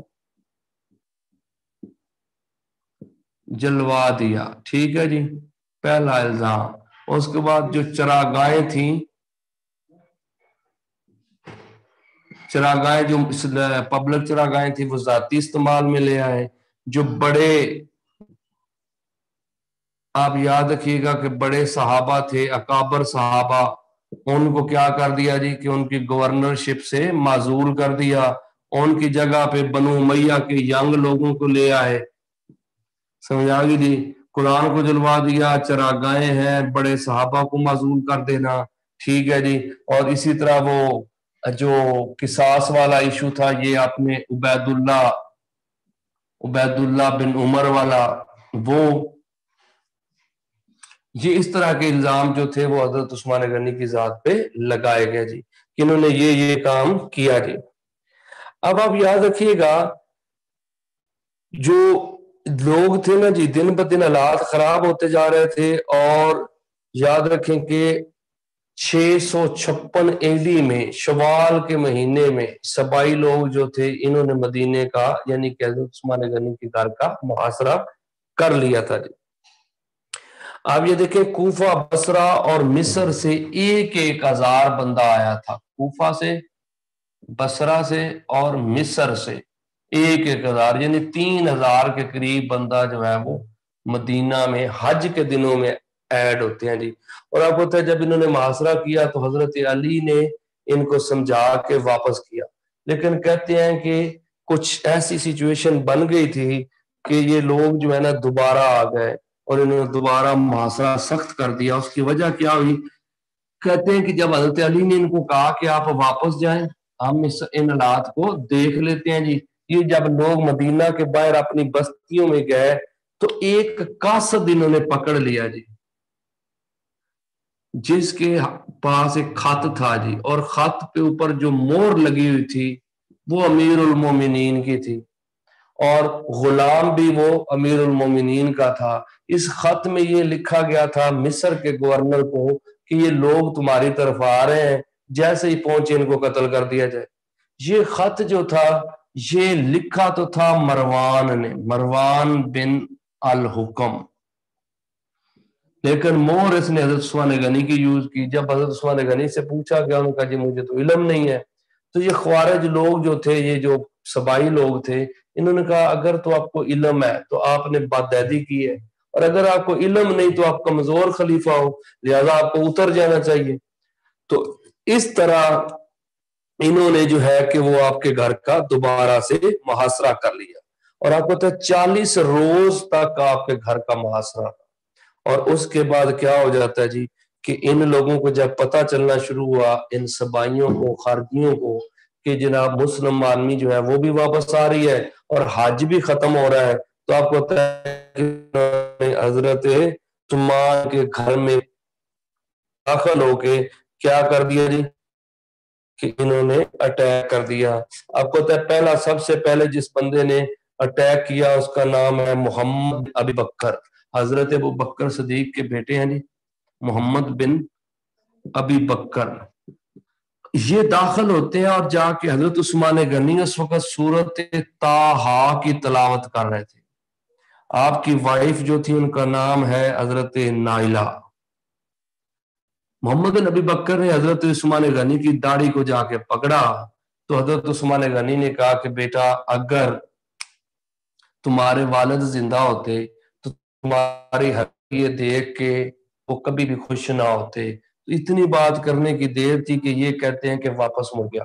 लेकिन बाद में एक बंदा था कन्नाना बिन बशर, उसने ना एक लोहे का राड था जी उसके पास, उसने आपके सर पे मारा जिससे खून का वो निकल गया जी।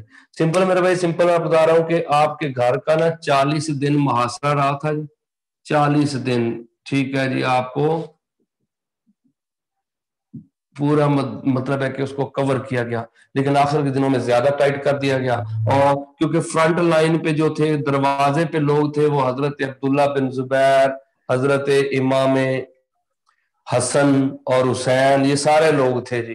लेकिन आप याद रखिएगा कि मोहम्मद बिन अबी बकर जो है, ये लोग जो सबाई लोग थे, खारजी लोग थे, ये बैक दरवाजे यानी दरवाजे पीछे से ये अंदर कूदते हैं। और मोहम्मद बिन अबी बकर ने आपकी दाढ़ी पकड़ी थी, लेकिन जब आपने शर्म दिलवाई तो छोड़ के चला गया। लेकिन कनाना बिन बशर ने आप पे वार किया जिससे आपका सर जो है वो फट गया। और इसी तरह आपकी वाइफ ने बचाने की कोशिश की, हजरत नाइला की उंगलियां कट गई, और वो जो कुरान आप पढ़ रहे थे उस पे खून गिरा जी, और सूरत ताहा की तलावत कर रहे थे। इस तरह आपकी शहादत हो जाती है। हजरत उस्मान गनी की जब शहादत हो जाती है तो कुछ जगहों पे तो ये है कि आप जुमे वाले दिन शहीद हुए थे, हफ्ते वाले दिन जो है वो चंद जो साहबी थे, हजरत जबीर बिन मुअत्तम एक साहबी है जी, उनकी सरबराही में आपको जन्नतुल बकी में दफन कर दिया गया।